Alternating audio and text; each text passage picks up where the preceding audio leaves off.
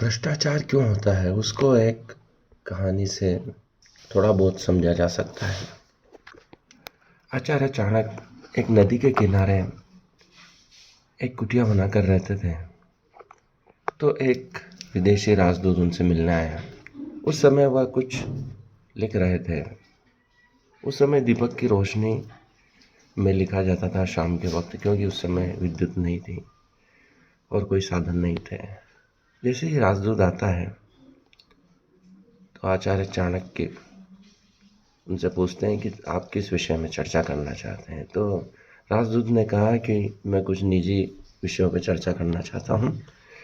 तो आचार्य चाणक्य ने वो दीपक बुझा दिया, फिर दूसरा दीपक जलाया। तो राजदूत ने पूछा कि भाई आपने दीपक क्यों जलाया, अगर आपने बुझाया है तो दूसरा दीपक क्यों जलाया। तो उसने कहा कि मैं शासकीय कार्य कर रहा था, इसलिए शासकीय दीपक का प्रयोग कर रहा था। उसमें तेल जो है शासन का खर्च हो रहा था। तो उस समय सही था, क्योंकि मैं शासन का कार्य कर रहा था और शासन का तेल जला उसमें। लेकिन आप कहते हैं कि मैं निजी कार्यों से चर्चा करना चाहता हूँ, तो निजी कार्यों के लिए शासन का तेल उपयोग नहीं किया जा सकता। उसमें निजी तेल ही उपयोग लिया जाना आवश्यक है, ताकि भ्रष्टाचार न हो। तो इस स्तर तक आचार्य चाणक्य भ्रष्टाचार को रोकने की क्षमता रखते थे। वर्तमान में भ्रष्टाचार क्यों हो रहा है, उस पर कुछ बातों पे हम चिंतन कर सकते हैं। क्योंकि शासन की जो योजनाएं आती हैं, उसमें जो राशि दी जाती है, उसमें बहुत सी चीज़ें छोड़ दी जाती है, जिससे शासकीय कर्मचारी या प्राइवेट कर्मचारी जो काम कराना है उस व्यक्ति तक पहुंचता है जिसको काम करना है, तो उसके तेल का खर्चा, वहाँ तक पहुंचने का खर्चा, बहुत सारी लिंक ऐसी होती है जिसका खर्चा उस राशि में नहीं जोड़ा जाता है। बहुत सारे खर्चे ऐसे होते हैं जो उस राशि के बाहर जा रहे होते हैं, तो भ्रष्टाचार वहीं से शुरू होता है। एक एक कड़ी पर जहाँ खर्चा हो रहा है उस पर चिंतन नहीं किया जाता है। कई कर्मचारियों को सुविधा नहीं दी जाती है, डायरेक्ट राशि शासन प्रदान कर देता है, तो उसके बीच में जो दूसरे खर्चे होते हैं वह उसमें नहीं जोड़े जाते हैं। जैसे आचार्य चाणक्य घर पे भी शासकीय कार्य कर रहे हैं तो शासकीय तेल उनको उपलब्ध होता था। तो ऐसे बहुत सारे खर्चे हैं जो उस राशि में नहीं जोड़े गए हैं। आचार्य चाणक्य ने यह भी ध्यान दिया कि उनके जो शासन के कर्मचारी, उनको पर्याप्त वेतन मिले, ताकि उनको भ्रष्टाचार करने का मौका ही न मिले।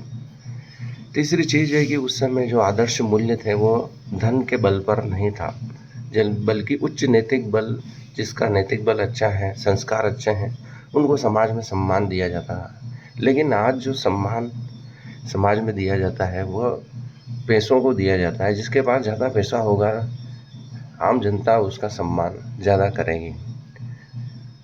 तो सम्मान उन्हीं लोगों को दिया जाना चाहिए जिनके संस्कार अच्छे हैं, नैतिक मूल्य हैं, जो ईमानदार हैं, सदाचारी हैं।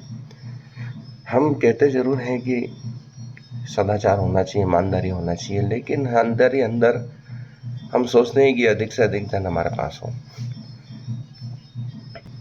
जब भारत के पास बहुत अधिक धन था, स्वर्णिम युग था, सोने की चिड़िया था जब भारत, तो लोग उच्च नैतिक बल के लिए अपना राजपाट भी छोड़ देते। भगवान महावीर ने अपना राज छोड़ा, भगवान बुद्ध ने छोड़ा, भगवान राम ने छोड़ा, और उच्च आदर्श को प्राप्त करने के लिए वह संघर्ष करने वन में गए, तपस्या की। राम जी ने राक्षसों का अंत किया, भगवान बुद्ध ने अपने मन के ही राक्षसों का अंत किया, दुख का अंत किया। भगवान महावीर ने अहिंसा धर्म का पालन किया, लोगों को उत्तम शिक्षा दी। लेकिन समाज के जो मूल्य हैं वह बदलते रहते हैं। अब लोगों के पास धन की कमी है तो वह धन को प्राप्त करना चाहता है, यह किन प्रकार है, तो वह भी भ्रष्टाचार का कारण है।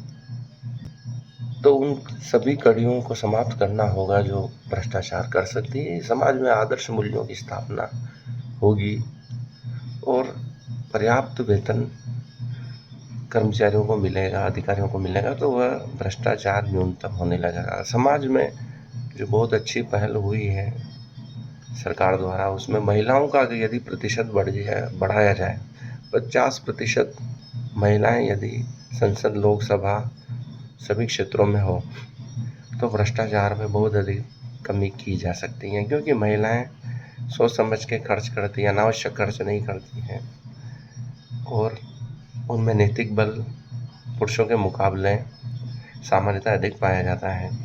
उनमें दया, ममता, भावना, आदर्श गुण सहज रूप से होते हैं, तो वह एक बहुत बड़ा कदम हो सकता है।